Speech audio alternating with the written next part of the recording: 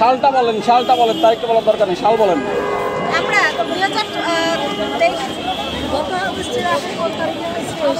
এখানে আসার আগে, মানববন্ধন করার আগে কোন প্রকার আবেদন করেছেন কিনা শিক্ষা মন্ত্রণালয়ে?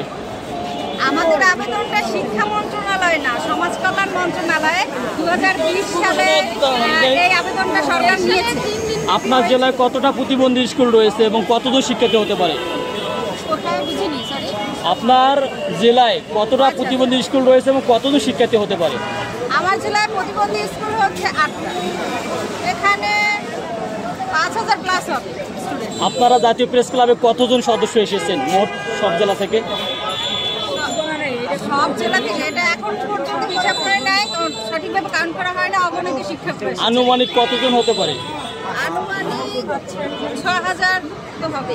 বাংলাদেশে 20 কোটি জনগণ, তার মধ্যে আপনারা 6000 সদস্য এখানে এসেছেন, তাতে কি সরকার মেনে নেবে বিষয়টা? হ্যাঁ, এখনো আসতেছে, আমাদের আন্দোলন তো শেষ হয়ে যায় নাই। আচ্ছা, আপনাদের দাবি মেনে না নিলে পরবর্তী পদক্ষেপ কি আপনাদের? আমাদের সংগঠনের তরফ থেকে যে ধরনের পদক্ষেপ নেওয়া হবে আমরা সেটা মানব সবাই। আপনারা 3 দিন যাবত এখানে রয়েছেন, আপনাদের ভরণ পোষণ, খাওয়া দাওয়া এগুলো কে বহন করছেন?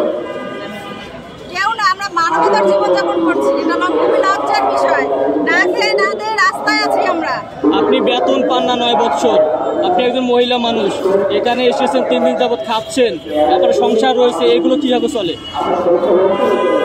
ওই তো আগেই বললাম যে মানবতার জীবন, এটা এই সংসার, বাচ্চা কাচ্চা সব রেখে আসছি। যে মানে আমার 2টো বাচ্চা 2 জায়গায় রেখে আসছি। বলতেছি চালের কেজি 80 টাকা, যদি কর্ম না থাকে, আয়ের পথ না থাকে, তাহলে আপনি কিভাবে চলছেন এটা একটু বলবেন। আমরা তো মহিলা মানুষ, এইভাবে চলি। আমার হাজবেন্ড একটা প্রাইভেট জব করে, তো এই তার উপরে নির্ভরশীল।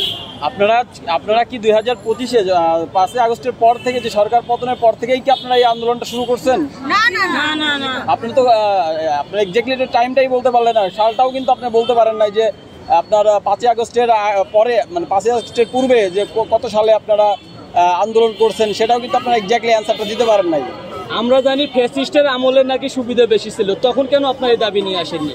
আমাদের শোনেন, আমাদের দাবিগুলো সবসময় সরকারের কাছে, আমাদের দাবিগুলো তখনও তারা মানে না। হ্যাঁ, বিভিন্ন ধরনের তারা আশ্বাস দিয়েছে, এখন আশ্বাস পেয়ে যাচ্ছে।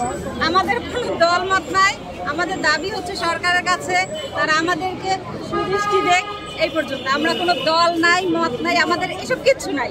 দেশে তো বর্তমান সরকার নেই, আছে অন্তর্বর্তীকালী সরকার, তাকে যদি এই মতো চাপ দেয় সব জায়গা থেকে এতগুলো দাবি, তিনি কি সামলাতে পারবেন? এখন অন্তর্বর্তীকালীন সরকার, হ্যাঁ, চাপ বলতে পারেন, কারণ আমরা আমাদের দাবিগুলো এই আমলেই তারা আমাদেরকে বিভিন্ন অনেক আগে থেকেই দাবি করবো। হ্যাঁ, আগের দাবি সেই সরকার দেবে দেবে করে দিচ্ছে। এর আগে এসেছেন, মানববন্ধন করেছেন, চলে গেছেন বিগত সরকার আমলে যদি এসে থাকেন। এখন আপনাদের ভাষ্য হচ্ছে